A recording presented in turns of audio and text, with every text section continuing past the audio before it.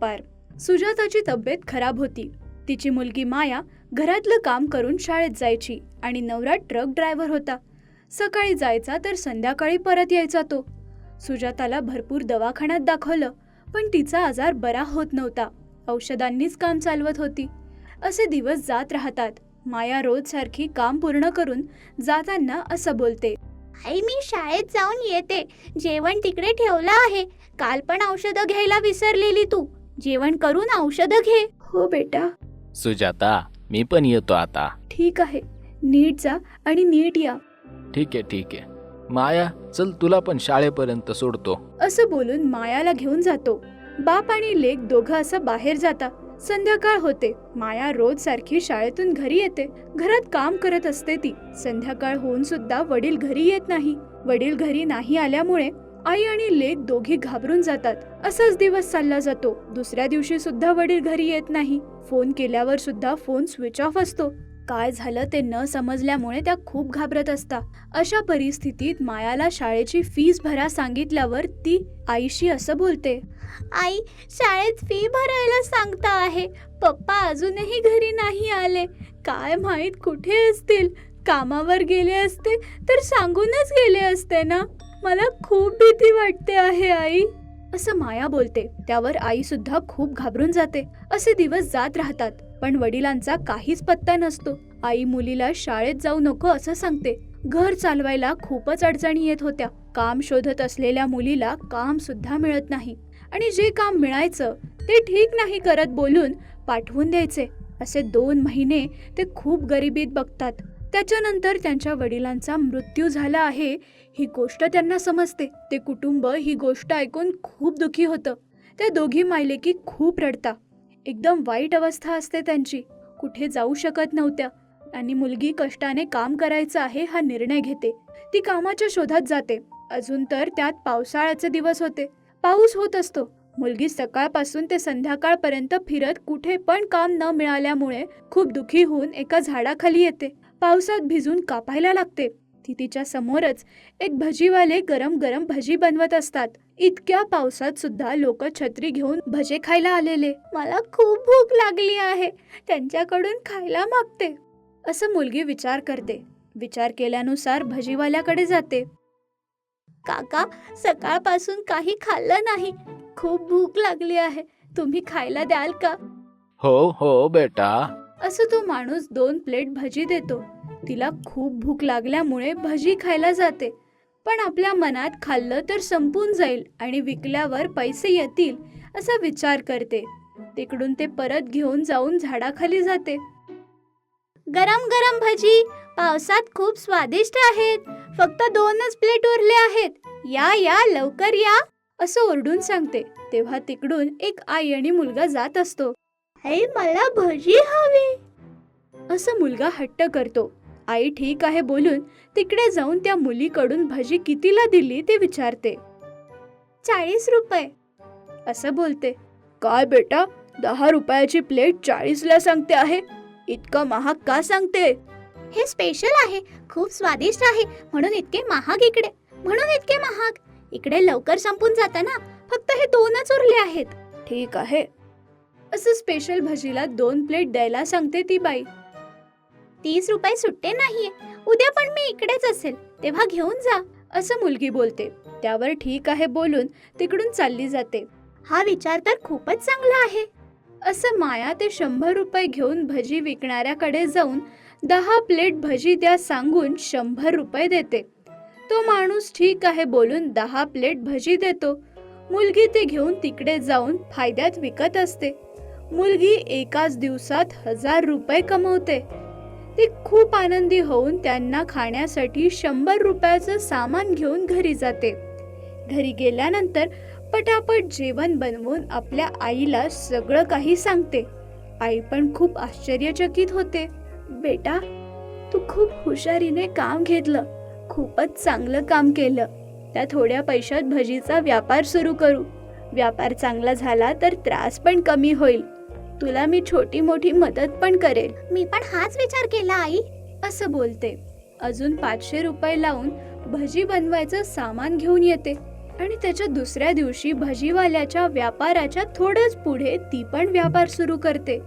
खूपच हुशारीने झाडाच्या खाली छत्री लावून विकत राहते. आई पण तिची मदत करते. असं हळूहळू त्यांचा व्यापार चांगला चालायला लागतो. बिचारी खूपच मेहनत करून पावसाच्या खाली छत्री लावून व्यापार करत असते. तेव्हा तो भाजीवाला त्या कुटुंबाची परिस्थिती जाणून त्याची जुनी गाडी त्यांना देतो. तुमचे खूप खूप आभार. तुमच्या व्यापाराचा शत्रू न समजता आमच्या परिस्थितीला समजून तुम्ही आमची मदत केली. तुमचे खूप खूप आभार, असं बोलते. तेव्हा तो व्यक्ती, अरे काहीच हरकत नाही, मी पण इकडूनच वर आलोय. मला कष्टाचे महत्व आहे. आपला व्यापार आहे ना, जिकडे चांगली असेल लोक तिकडे जातील, जिकडे लोकांचं मन लागेल तिकडे खातील, बस. असं बोलून तो तिकडून चालला जातो. त्याची मदत ती मुलगी खूप चांगली लक्षात ठेवते आणि त्या मायलेकी दोघं मिळून व्यापार सुरू करतात. तेव्हा त्यांच्या वडिलांचा मृत्यू सामान्य नव्हता, ऍक्सिडेंट मध्ये मेले. ट्रकच्या मालकाने केस केल्यानंतर त्यांना कोर्टाकडून काही पैसे मिळतात. ते पैसे घेऊन त्यांच्या कुटुंबाला देतो तो. नवरा मेल्यानंतर सुद्धा तुम्ही आम्हाला विसरले नाही, या रूपात मदत करता आहे, असं ती खूप रडते. आणि पहिले आलेल्या पैशातून आपल्या आईचा आजार बरा करते माया. उरलेल्या पैशात हॉटेलची सुरुवात करते. तिकडचे भजे खूप फेमस होता. असा त्यांचा व्यापार खूप चांगला चालत असतो. आईची तब्येत ठीक झाल्यावर आई व्यापाराकडे लक्ष देत असते. तर तेव्हा मुलगी अभ्यास करत असते. खूप जास्ती पैसे आल्यानंतर ते लोक भजीवाल्याला सुद्धा काही पैसे देतात. अरे मला नको, असं बोलल्यावर सुद्धा ती ऐकत नाही.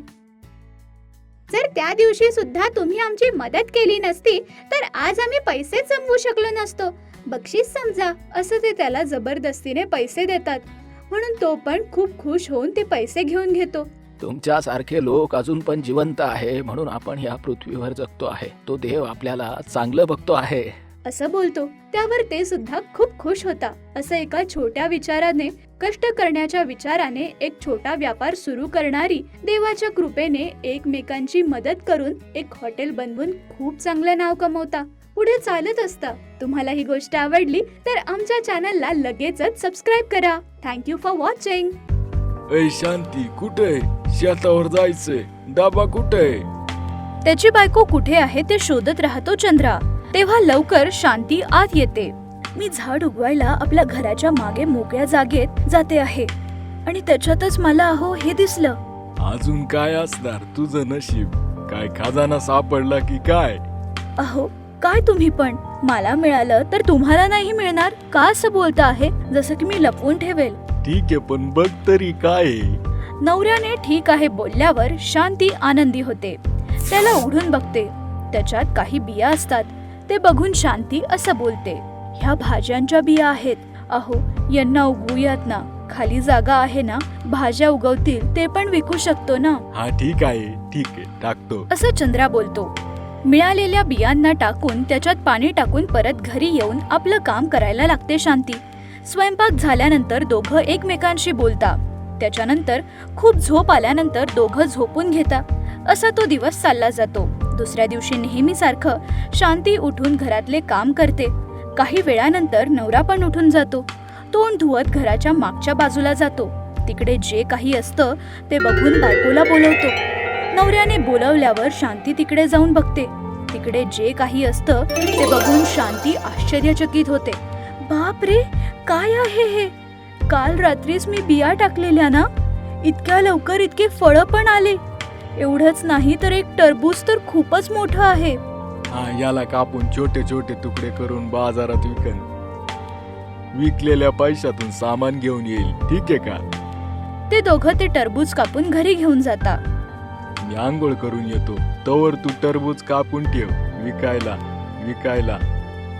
असं बोलून चंद्रा चालला जातो. नवरा गेल्यानंतर शांती चाकू आणून टरबूजला अर्ध कापते. असं कापताच एक लहान बाळ रांगत बाहेर येतं. ते बघून शांती आश्चर्यचकित होते. तेव्हा आंघोळीला गेलेला चंद्रा परत घरी येतो. तो शांतीला बघतो. टरबूज कापायला सांगितलं तर बाळाला घेऊन बसलीये. कोणाचं बाळ आहे? मला नाही माहित. टरबूज कापताना यातून बाळ बाहेर आलं. शांतीचं बोलणं ऐकून चंद्रा आश्चर्यचकित होतो. टरबुजाला बाळ होते का? अहो, मी खरंच बोलते आहे. हे बाळ आतूनच बाहेर आलं आहे. ठीक आहे, आधी ते टरबूज कापून बाजूला ठेव, मी ते बाजारात जाऊन विकून येईल. हो, ठीक आहे. नवरा बोलण्यानुसार शांती टरबूज कापून त्याचे तुकडे बनवून मार्केटमध्ये विकायला तयार करून ठेवते. ते विकायला चंद्रा मार्केटमध्ये जातो. नवरा गेल्यानंतर शांती टरबूज मधून निघालेल्या बाळासोबत खेळत असते. खेळताना वेळेचं भान नाही राहत, भूक पण लागत नाही. अशी संध्याकाळ होते. चंद्रा घरी परत येतो.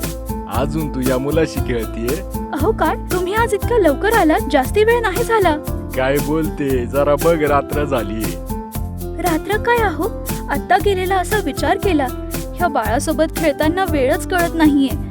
आपल्याला पण बाळ असतं तर चांगलं झालं असतं ना. दुसरं मूल कशाला, याच मुलाला पाळू. पण हे बाळ आपलं नाहीये ना. कोणत्या ना कोणत्या दिवशी कोणी ना कोणी येऊन याला घेऊन चाललं जाईल. तेव्हा बघू, आपल्याला चांगलं वाटेल. मूल नसल्याचं दुःख कमी होईल. तुला एक गोष्ट सांगायची राहिली. आज जे बाजारात टरबूज घेऊन गेलेलो, खूप चविष्ट आहे. खूप लोकांनी घेतलं, त्यामुळे ते विकून खूप पैसे आले. घरातलं सामान घेऊन आलोय, तरीही पैसे उरले. अहो, असं का? हा, उरलेल्या पैशातून उद्या तू बाजारात जाऊन स्वतःसाठी आणि या बाळासाठी कपडे घेऊन ये. नवीन कपडे घालून खूप दिवस झाले. अहो, ठीक आहे. तुम्ही बाळाला सांभाळा, मी जेवण बनवते. असं शांती तिकडून चालली जाते. चंद्रा बाळासोबतच खेळत राहतो. बाळासोबत खेळताना चंद्राला पण वेळेचं भान राहत नाही. असं नवरा बायको दोघं टरबुजामधून आलेल्या बाळासोबत खेळत राहतात. असाच तो दिवस चालला जातो. दुसऱ्या दिवशी मार्केटमध्ये जायला टरबूजच्या शेतीजवळ जाता. बघितल्यावर काल जिकडून काढलेले फळं तिकडे अजून जास्ती फळं येतात. अहो, हे जादुई टरबूज तर नाही ना? आपलं नशीब. काय माहित कोणत्या देवाचा चमत्कार आहे. आपल्याला बाळ नव्हतं, एक बाळ पण दिलं. आपण पैसे नसलेलो, पैसे कमवायला एक रस्ता पण दाखवला आहे. हा, बरोबर. आज हे सगळं टरबूज विकून टाकतो. नवरा बोलण्यानुसार सगळे टरबूज काढून विकण्यासाठी तयार ठेवते बायको. काही वेळानंतर चंद्रा तिकडे येऊन तयार ठेवलेले टरबूजांना घेऊन मार्केटमध्ये जातो. चंद्रा गेल्यानंतर शांती बाळासोबत खेळायला सुरुवात करते. फळं मार्केटमध्ये घेऊन जाताच पहिलेपासूनच टरबूजची वाट बघणारे लोक चंद्राने आणलेल्या टरबूज खरेदी करून घरी घेऊन जातात. विकण्यासाठी आणलेले सगळे फळं संपून गेल्यावर चंद्रा घरी चालला जातो. घरी आलेल्या नवऱ्याला बायको असं विचारते, अहो, काय इतक्या लवकर संध्याकाळ झाली? नाही, आज टरबूज न्याण्या अगोदरच सगळे लोक वाट बघत होते. मी जाताच सगळे विकल्या गेले आणि कोणी तर 2-3 टरबूज घेऊन गेलंय. अच्छा, तर ठीक आहे. आपण तिघं मिळून शहरात जाऊ. तिकडे चांगले चांगले कपडे आणि बाळासाठी खेळणी पण आणू. ठीक आहे, जाऊ. आधी तर आपल्याला या शहरात एक घर घ्यायचंय. पायी टरबूज नेताना त्रास होतो, म्हणून एक ट्रॅक्टर पण घेऊ. तर मग पैसे खूप पाहिजे ना? इतके पैसे आहेत का आपल्याजवळ? आहे शांती, कारण लोकांनी टरबूज जास्त पैसे देऊन विकत घेतलंय. भारी आहे खूप, ते म्हणाले. ठीक आहे, तर मग आपण तिघं मिळून शहरात जाऊया आणि येताना एक गाडी पण घेऊन येऊ ना आपण. विचार केल्यानुसार तिघं मिळून शहरात जातात. तिकडे विचार केल्यानुसार सगळं काही विकत घेता. एक चांगली गाडी घेऊन त्याच गाडीतून घरी परत येतात. प्रवासातून थकून गेल्यामुळे त्या दिवशी आराम करता. दुसऱ्या दिवशी टरबूज विकून येण्यासाठी नवरा बायको दोघं मिळून त्यांच्या शेताजवळ जाता. तिकडे बघितल्यावर सगळंच्या सगळं शेत नष्ट झालेलं असतं. ते बघून नवरा बायको दोघं आश्चर्यचकित होता. हे काय झालं? असं नष्ट का झालं? हा, मी पण बघतोय. तुम्हाला ही गोष्ट आवडली तर लाईक आणि कॉमेंट करा आणि अशाच इंटरेस्टिंग गोष्टींसाठी आमच्या चॅनलला लगेचच सबस्क्राईब करा. Thank you for watching.